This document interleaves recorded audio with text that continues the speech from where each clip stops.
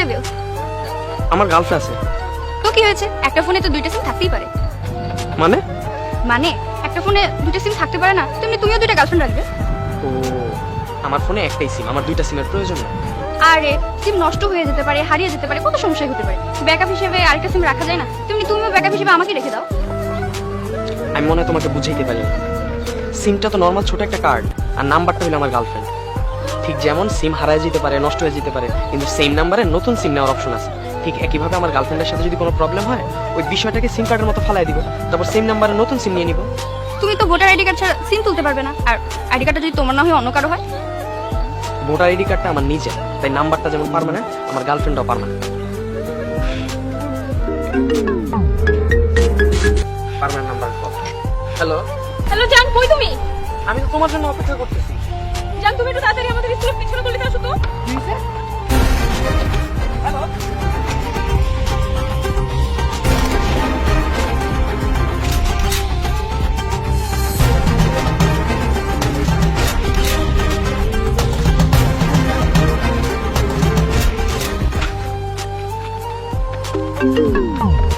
Hello, কই তুমি? আমি তো বলতে পারি না, আমার খুব ভয় করতেছে। আরে আমি স্কুলের পাশের গলিতে, তুমি কোথায়? আমি কই আছি আমি এটা জানি না, আমি এখানে কিছুই চিনি না। তোমার আশেপাশে কি আছে? আমার আশেপাশে hello hello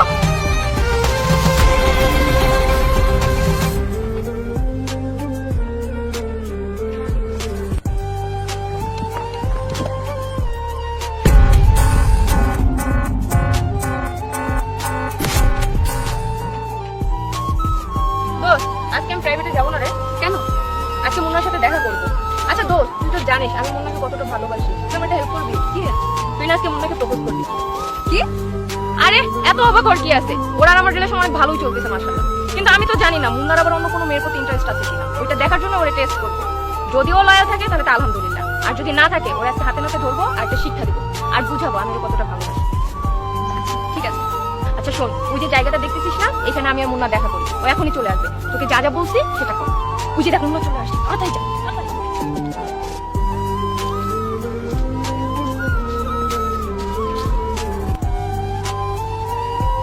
I love you. আমার গার্লফ্রেন্ড আছে। তো কি হয়েছে, একটা ফোনে তো দুইটা সিম থাকতেই পারে। ও, আমার ফোনে একটাই সিম, আমার দুইটা সিমের প্রয়োজন নেই।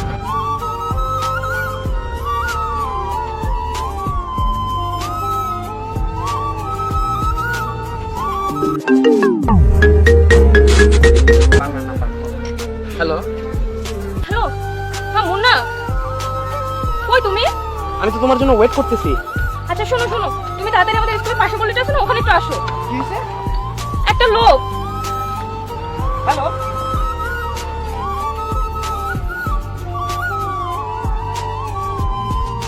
আচ্ছা দোস্ত, তুই কথা বল।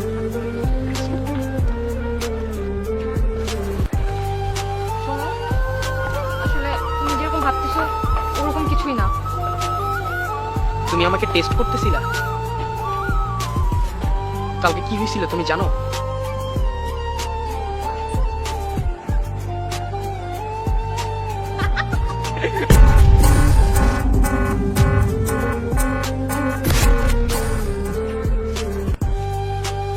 দোস্ত তোর কথা কই, ক। মাইন্ড করিস না। আরে মাইন্ড করুম কে, ক। কালকে স্কুল ছুটির পর দেখলাম মাহি রনির লগে দাঁড়া দাঁড়া কথা কইতাছে।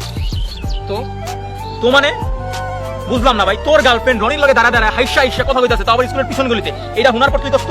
তুই আমার বন্ধু না? হ্যাঁ আমি তোর বন্ধু। তোর বাসার নিচে যদি দেখো আরেকটা পোলা লইয়া দাঁড়ায় আমি কথা কইতাছি, তুই কি মাইন্ড করবি? তাহলে মাইন্ড করবো না? তুই আমার বন্ধু, তুই আমার বাসা নিচে আইসো, আমার ফোন না দিয়া। এটাই তোর আর আমার ভিতর তফাৎ। আমি তোর জায়গায় হইলে মাইন্ড করতাম না, কারণ তোরে আমি সবচেয়ে বেশি জানি, বুঝি, ভালোবাসি। তার মানে এই না পুরা দুনিয়া জুড়ে শুধু আমিই থাকি। তোর অন্য কারো লাগে পার্সোনাল কথা থাকতেই পারে, যদি বেশি ইম্পর্টেন্ট মনে হয় তুই তো নিজেই আমার লাগে শেয়ার করবি।